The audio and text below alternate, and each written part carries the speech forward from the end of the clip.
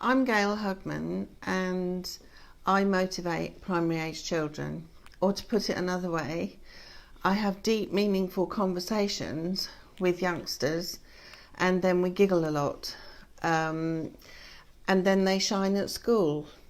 Now today I want to pick up on something that I touched on in my last video about the 11 plus.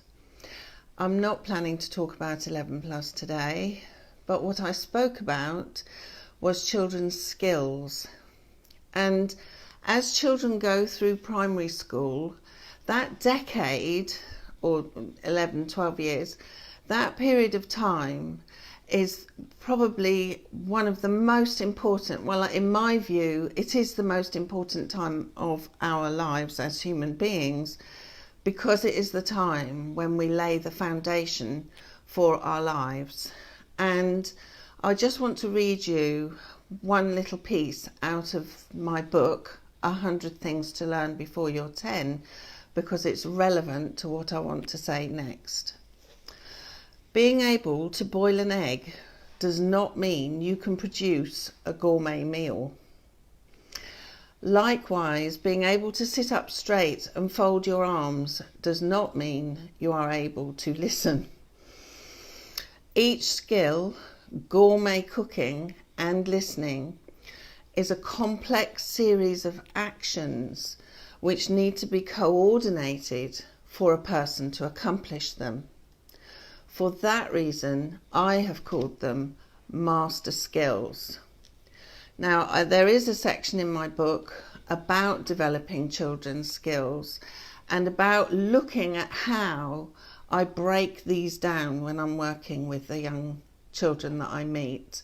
Because if children aren't responding in school or aren't engaging in the curriculum, it's likely to be either information that they need, which is a whole other section, and there are other videos that touch on this, and I will be doing more, or it's a skill or set of skills that they need. So let me give you one example of what I call a master skill, is listening. Now, with each master skill, there's a series of mini skills. A master skill of listening means that a child is able to stop what they're doing, is able to focus and make eye contact, is able to concentrate, these are vast areas, is able to wait, is able to make connections with reference, and this is a process in the brain. And remember, we're talking about listening here. The mini skill is they are able to reflect, they are able to sort.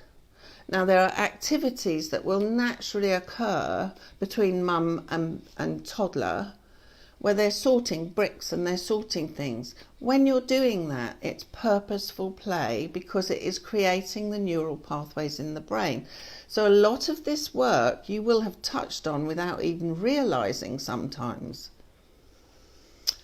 You're able to take in information if you're a good listener, and you're able to respond appropriately. Now, my recommendation in my book, these are not exhaustive. You can probably, if you sit down and reflect on it and think about what goes into actually listening to somebody, it's controlling your own thoughts.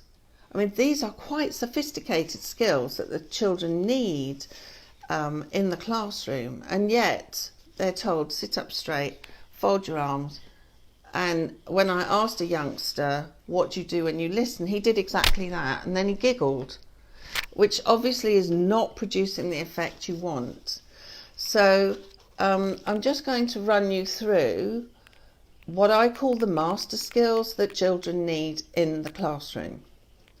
Listening, thinking, comprehension, I did touch on in the last video, and I'm going to do some videos about teaching children how to be good at comprehension. Communication, Organisation, a massive one. The leap from primary to secondary often sees children fall off track because they do not have organisation skills, self-management, concentration, presentation, and of course the physical skills. I just wanted to introduce those today because I mentioned that those may be weak in a child who's approaching 11 plus, and when you analyse what is stopping a child from excelling, it could lie in that area. And I hope you found that useful. Of course, there's a lot of information in my book, 100 Things to Learn Before You're 10. There are other videos to view on my Facebook page, and there's blogs on my website. So my name is Gail Hugman, trading as Lessons Alive. Thank you very much for watching.